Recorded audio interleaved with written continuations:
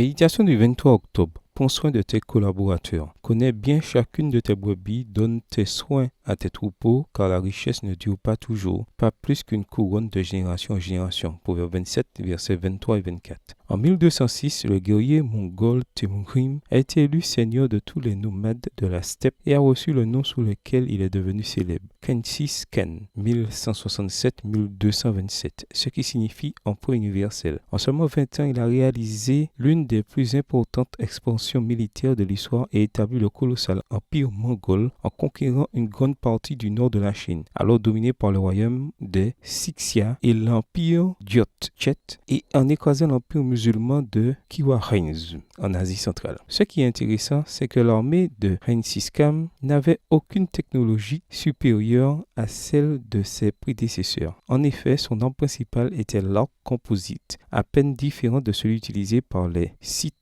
2000 ans auparavant. À quoi est due sa réussite? À une série de facteurs. D'une part, la personnalité du général mongol, considéré comme l'un des meilleurs généraux de l'histoire. D'autre part, le fait que le choix des hommes devant occuper des postes à responsabilité était basé sur leurs compétences et non sur leur appartenance à l'aristocratie. Grâce à cela, le dirigeant était entouré des personnes les plus compétentes. Un autre pilier de sa réussite dans l'art de la guerre, la discipline qu'il a instaurée au sein de ses troupes. Si nous écrasons l'ennemi, que personne n'emporte de butin car il sera réparti plus tard. Si nous devons reculer, nous reviendrons à notre point de départ, nous reformerons nos rangs et nous retournerons au combat avec fougue. Ceux qui n'y retourneront pas auront le cou tranché. Extrait du livre de Burha Pélé Géo, Khensis Khan le conquérant implacable, National Geographic Histoire. Ils ne perdaient pas de temps à saccager les campements de leurs adversaires et ne laissaient pas leurs ennemis s'échapper. Un bon chef, de bons conseillers et de la discipline, pas de distraction, de copinage ni d'anarchie. Dans la vie, n'importe qui peut gagner une bataille, même de façon fortuite,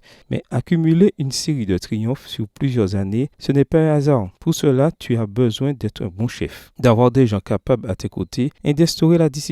Ce sont des facteurs à ne pas négliger si tu souhaites profiter de ton passage dans ce monde. Aujourd'hui, demande au Seigneur de t'aider à trouver le meilleur entourage possible et à développer de bonnes habitudes de vie comme l'ordre et la discipline. Bonne journée à toi et que le Seigneur te bénisse.